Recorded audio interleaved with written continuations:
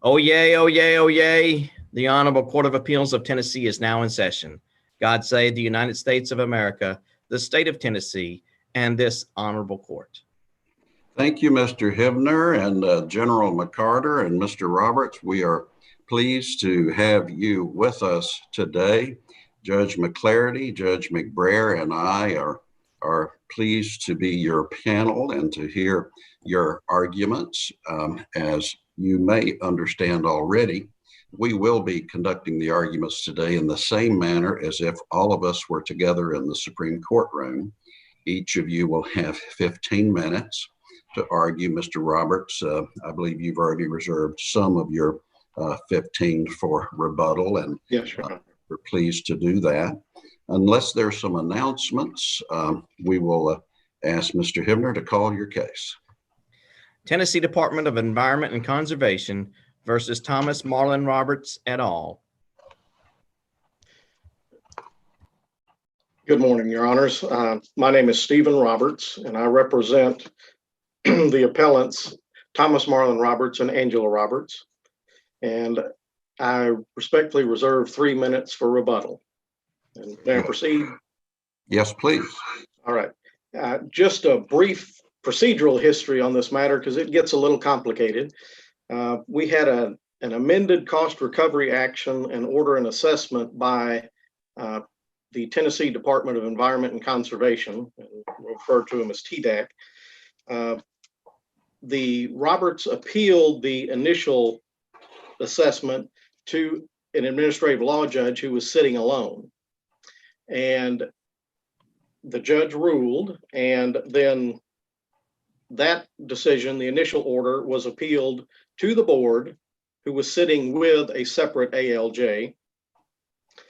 And we never finished the hearing before the board and the ALJ because the TDAC filed a intermediate appeal to Chancery Court based upon the board ALJ's rulings. The chancellor then ruled reversing the board ALJ's intermediate order, and we have appealed the chancellor's order to Your Honors. And I think it's important to note at this point that at the initial hearing before the ALJ on the administrative side, the very initial hearing, that judge actually tried the case, made no preliminary rulings at all, just let everything in and tried it pretty much like a chancellor does. You know, they let things in, they sort it out at the end.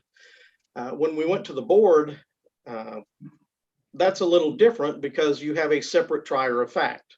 In the initial hearing, the ALJ was the trier of fact and determined what law applied. Before the board, though, the situation was a little different in that the board ALJ, since he had a separate trier of fact, was required to basically separate those items. He wasn't the trier of fact, but he had to rule on certain evidence. So he tried it like a circuit judge sitting with a jury. So, and just brief factual history, the appellants bought the property where the storage tanks were located in Millington, in downtown Millington, in about 2000. They purchased the property from a Mr. Kirkendall, who owned the property since October 1984. And that becomes important when you look at the owner definition under the statute. And then we come to the standard of review for each of those parties, and technically on appeal, since all we have are questions of fact, questions of law in this case, the statutory construction and interpretation of questions of law is to be reviewed de novo with no presumption of correctness. So that's the way we're looking at the chancellor's decision. But we've got to look at what the chancellor was ruling on. And when we look back at the initial order from the first ALJ to the board ALJ, the statute which provides for that appeal is TCA 68-215-119B.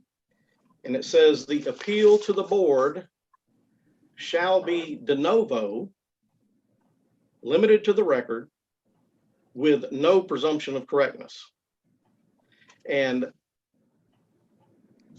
then we look to what the chancellor was ruling on. And when the appeal came from the intermediate order from the board ALJ to the chancellor, then at that point, the petitioner, which was TDAC, would have to show that the board ALJ in his rulings violated the Constitution or statute, that he was in excess of statutory authority, the rules were made, or his rulings were made upon unlawful procedure, or arbitrary, capricious, or an abuse of discretion, or unsupported by the evidence. So it's our position we don't have any of those here. And since we're looking at questions of law, your honors get to review this de novo with no presumption of correctness. Well, Mr. Roberts, isn't the burden a conclusion of law? No, in this particular case, the burden of proof is a separate item. And if you look at it, the statute says that in order for TDAC to have any authority whatsoever, the release, the petroleum release, had to occur after July 1, 1988. And TDAC, because the statute requires that, for TDAC to have any authority whatsoever, that's a requirement that they have to prove. It's a statutory requirement on their part. And what the board ALJ did was, he ruled that that burden of proof was on the state to meet that, on TDAC.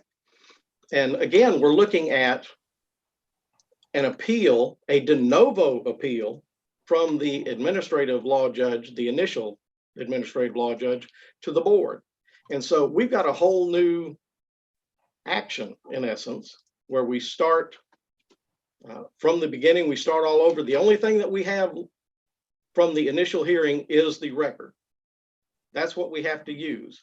But the de novo hearing requires the court, or requires the administrative law judge in this case, to review everything from the beginning, as if there was no prior ruling from the initial judge as to the questions of law, and with no presumption of correctness.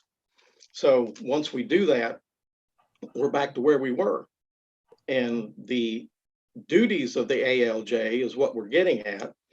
Those duties are set out in the statute, and specifically the initial one is that the appeal from the initial hearing to the board says shall be de novo, limited to the record with no presumption of correctness.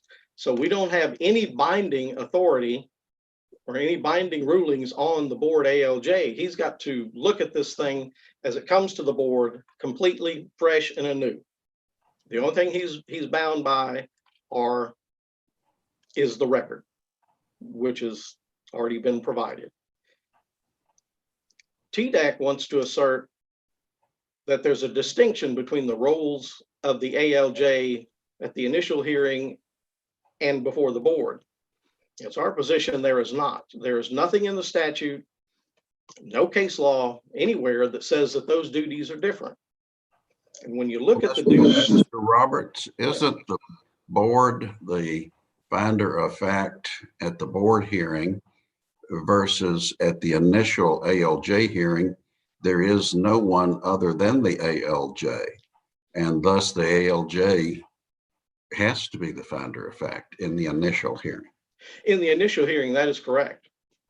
But so then isn't the role of the ALJ at the two levels different? the role is different, but the duties are the same. They still are required to rule on evidence and limit the evidence that comes in and apply the law of the case to the specific fact situation. And that's where we have the problem in this case, is the board, the initial ALJ let everything in, made no preliminary rulings, The board ALJ, on the other hand, because he was sitting as the judge and he had a separate trier of fact, he was having to limit what they could do and what TDAC could say and couldn't say, because they wanted to apply terms and phrases that didn't apply to the facts of this case. They have to apply the applicable law to the case. And in this situation, they were wanting to argue terms in the statute that didn't apply. For example, they were wanting to substitute the term occurrence, and which is found only in the definition of the statute under the act, in the part dealing with fund cases. This is a non-fund cost recovery action. They were wanting to apply that the term occurrence, which only applies in that one section dealing with fund cost recovery actions, to this case, and it doesn't apply. The same with their term date of release that they have in their regulations. The only place date of release is used, again, is in fund cost recovery action. This is a non-fund cost recovery action. The state wants to say, well, that's not important. Well, it is very important. It's the only way that they can collect anything from Mr. Roberts is to look at the statute. And the statute says, in order for Mr. Roberts to be a responsible party, you have to look at the definition in the statute as to responsible party.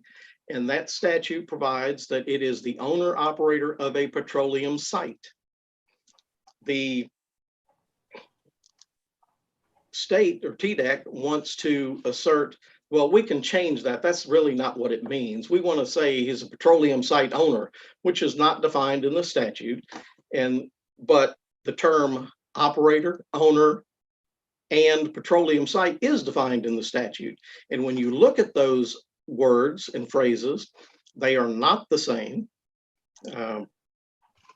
The owner of a petroleum site, in this case, is actually the definition provided in 68-215-103-10B provides that for a petroleum underground storage tanks used prior to November 8, 1984, but no longer in use after that date. And that's why the reference to Mr. Kirkendall earlier was important, because he owned it beginning October of 1984, that because he owned them prior to that and he had no knowledge of the underground storage tanks, then the statute goes on to say the person who last owned the petroleum underground storage tanks used for storage, use, dispensing, or petroleum immediately before the discontinuation of use is the responsible party. It is not Mr. Roberts who discovered it in 2010.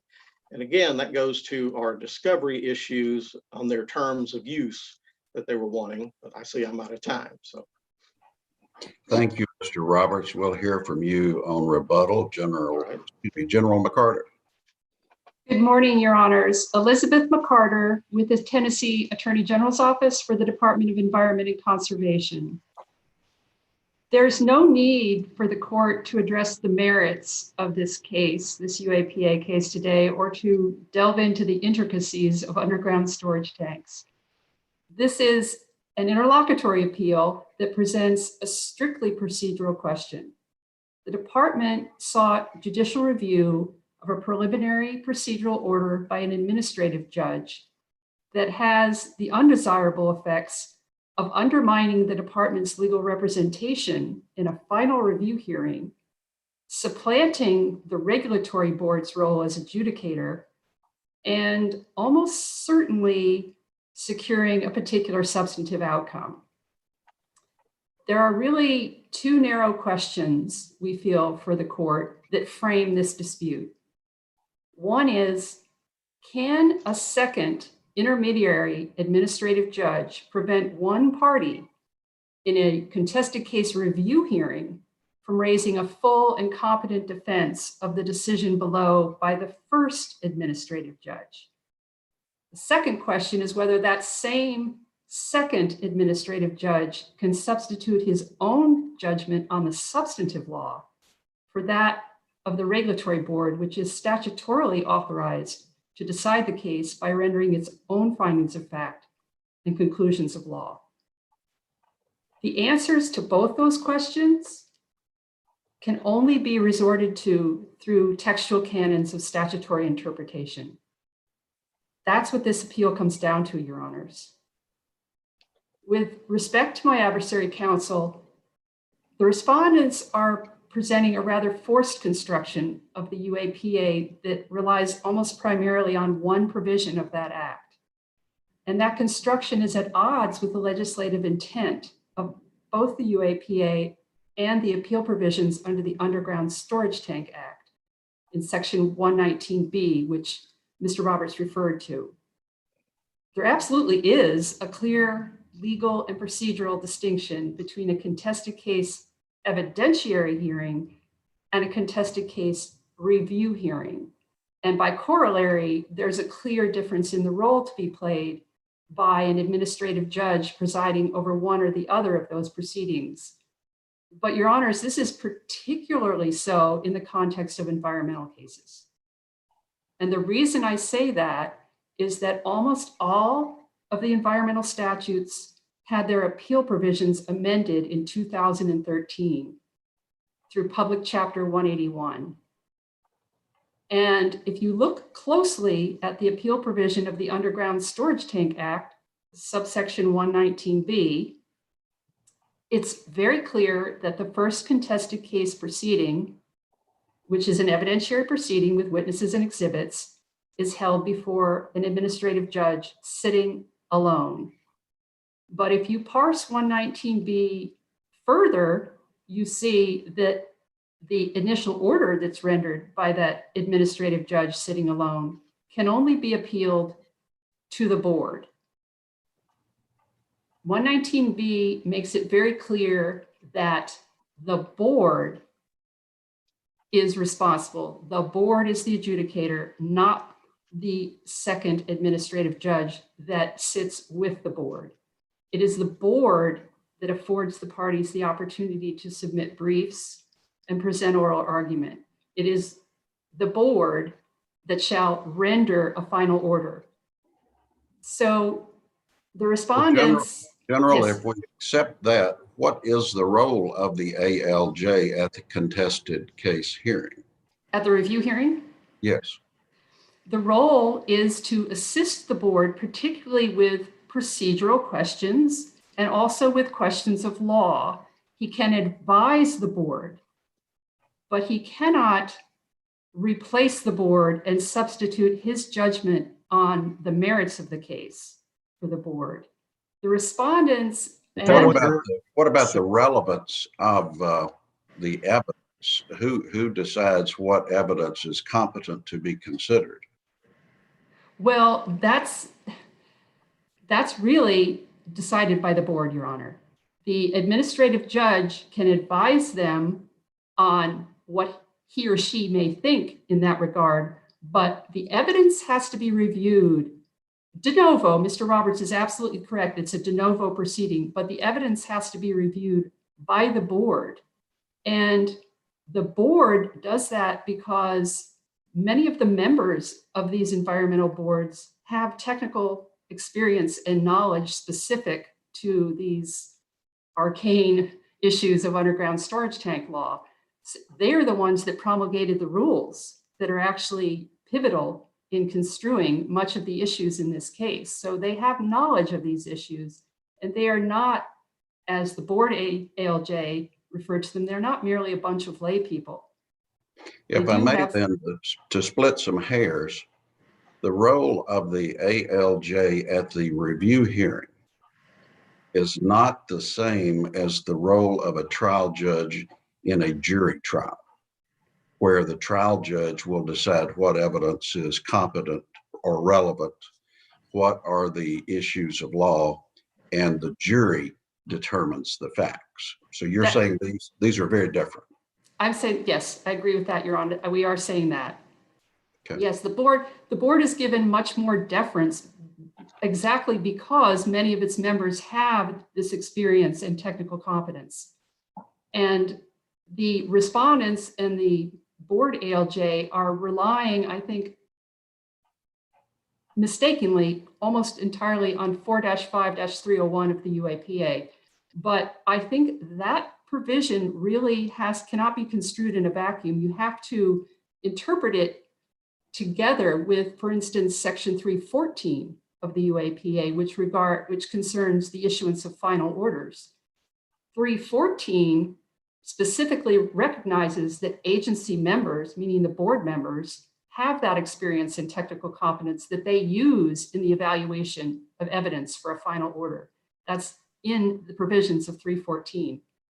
And as I said earlier, Section 119B of the Underground Storage Tank Act, the review provision, really controls here, because that subsection, which takes up virtually 3/4 of a page, has very detailed instructions from the legislature on how these two proceedings are to take place.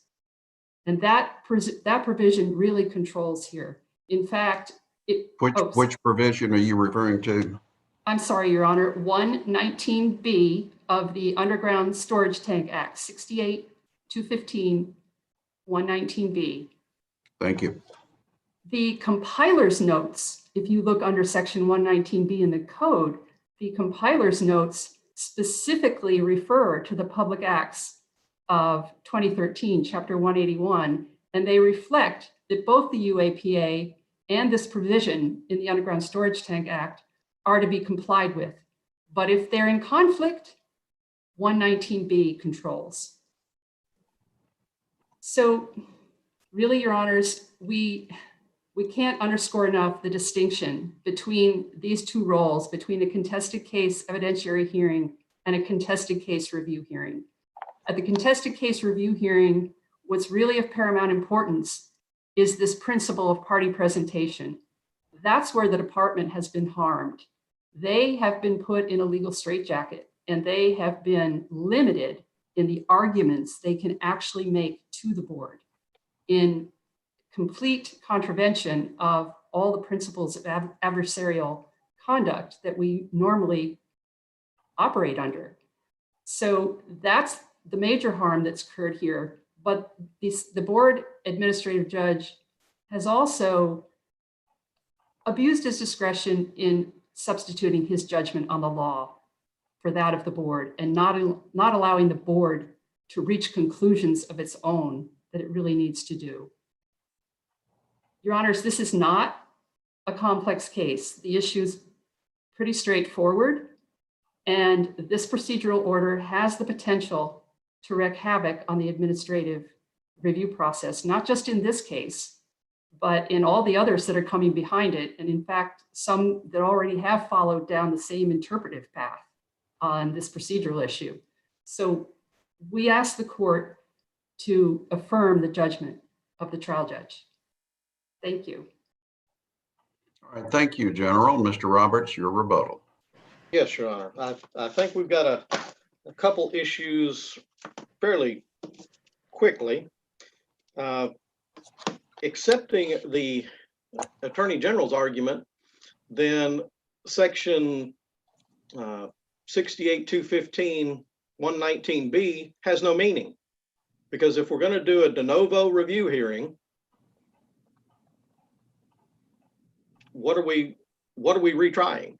Because they're saying, oh, well, we're bound by whatever the initial ALJ did. And that's not what it says. And it says with no presumption of correctness. That means the rulings of the initial ALJ are not presumed to be correct, and the new ALJ sitting with the board can make different rulings, and that's what's happened here. In this particular case, when you look at the Uniform Rules of Procedure for Hearing Contested Cases, which is set forth in the regs, the scope says that subject to superseding federal or state law, these rules shall govern contested case proceedings before all agencies, and will be relied upon by administrative judges in all contested cases, whether sitting alone or with the agency. So that's what we've got. We've got, what are the duties of the ALJ? And they're to consider questions of law, rule on admissibility of evidence, charge this agency as to the applicable law.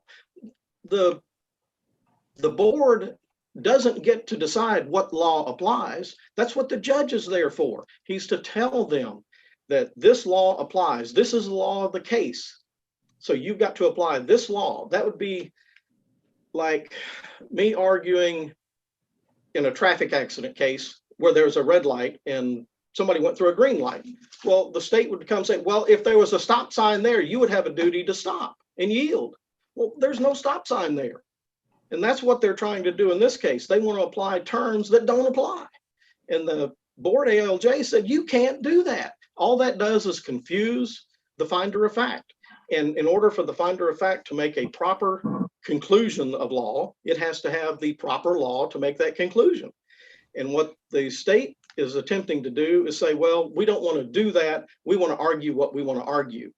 And that's not what the procedure provides. It provides for the board ALJ to make those determinations as what law applies. And the statutes and the regs are consistent, and there is nowhere in there is there any separation between a hearing ALJ and a board ALJ. I see, I'm out of time. Thank you, Mr. Roberts, Mr. General McCarter, for your arguments. We will take this case under consideration and render a decision in the near future.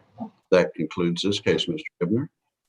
This honorable court is now in recess until 10 a.m.